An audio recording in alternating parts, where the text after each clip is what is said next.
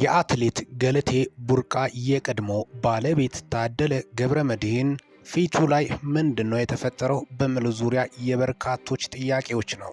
ታዲያስ የአትሌት ገለቴ ቡርቃ ባለቤት ታደለ ገብረመድህን በሰይፉ ሾው ላይ ቀርቦ የተናገረው ምን ነበር? አትሌት ገለቴ ቡርቃ እውነታ አላት ወይስ የላትም? እስኪ ነገሮችን በጥንቃቄ ማየቱ የተሻለ ይሆናል። ሰይፉ ሾው ላይ ቀርበዋል ዛሬ። አዎ በትክክል ቀርቦ የተናገረው ምንድነው?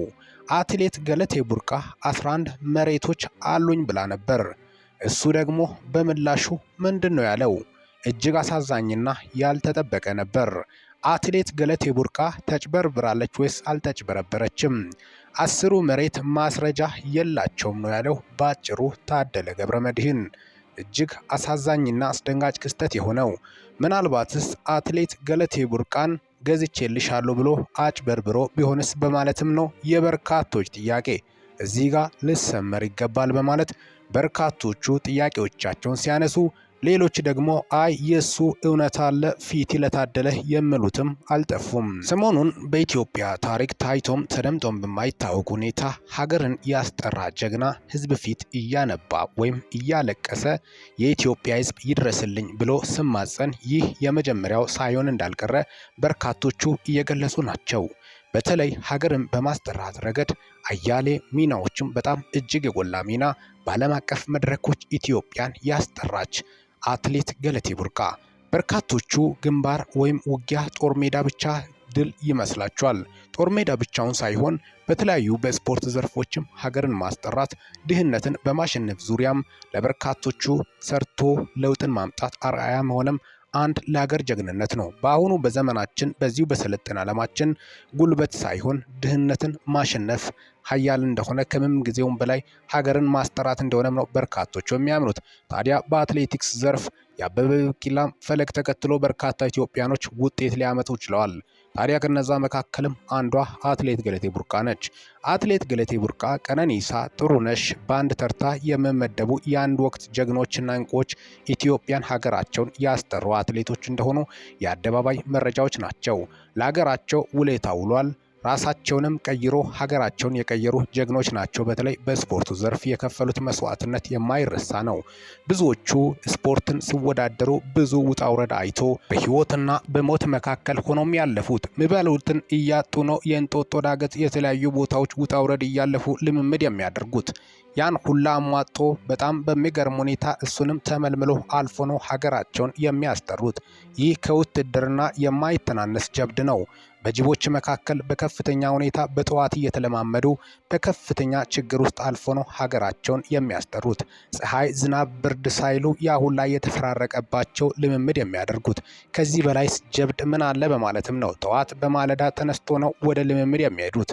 ታዲያ ያን ሁላ ውጣ ውረድ አልፎ ነው በተለይ ደግሞ ሴት ልጅ በተለይ ገለቴ ቡርቃ በአገሯ የማትደራደር ኩሩ ኢትዮጵያዊት እንደሆነች በዓለም መድረኮች ሰንደቋን በመያዝ አስመስክራለች። ገለቴ ቡርቃ ዘር፣ ብሔር፣ ሃይማኖት፣ ቀለም የማትል በኢትዮጵያዊነቷ ብቻ በጣም በሚገርም ሁኔታ ሀገሯን ያስጠራች ድንቅ አትሌት ነች።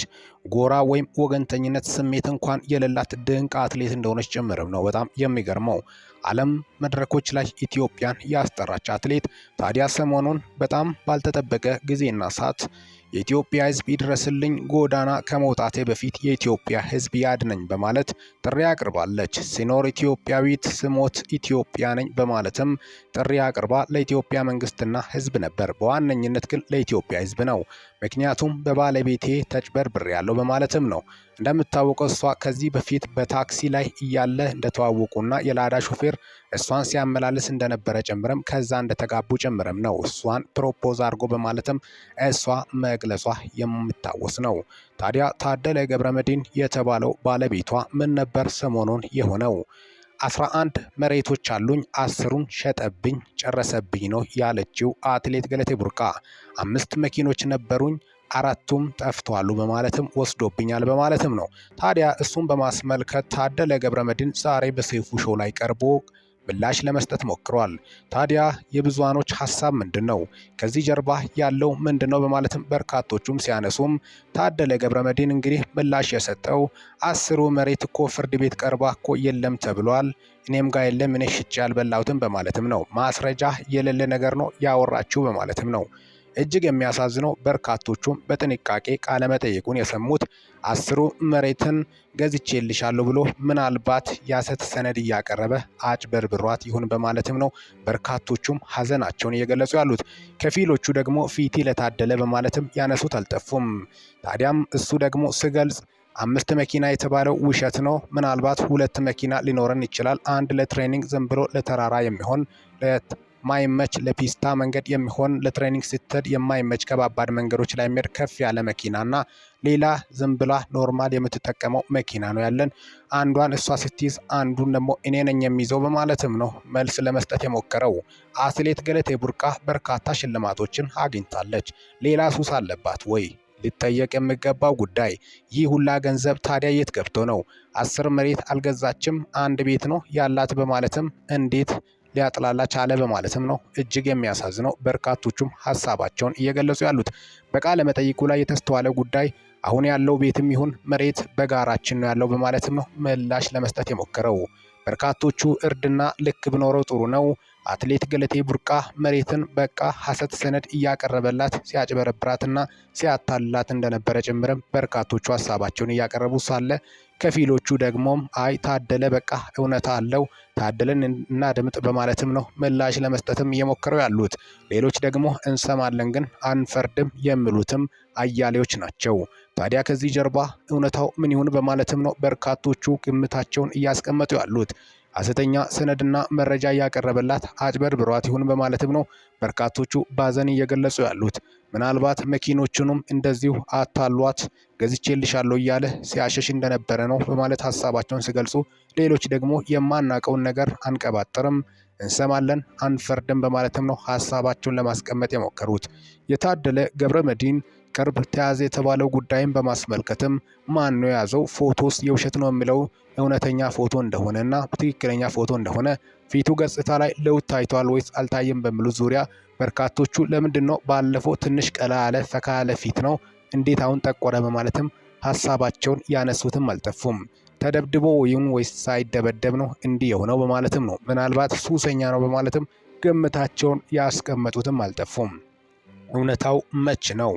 እውነታው እንግዲህ አጠቃላይ በጣም በሚያሳዝን ሁኔታ በእነዚህ ሁለቱ ግለሰቦች መካከል የተፈጠረው ውዝግብ የበርካታ ኢትዮጵያውያን ትኩረት የሳበና ያሳሰበ ጉዳይ ስለሆነ ሰይፉ ሾው ላይ ቀርቦ የተናገረውን በማስመልከት የፊቱ ለውጥስ ምንድነው ለሚሉት ነው አጠቃላይ ለእናንተ ይዘንላችሁ የመጣ ነው።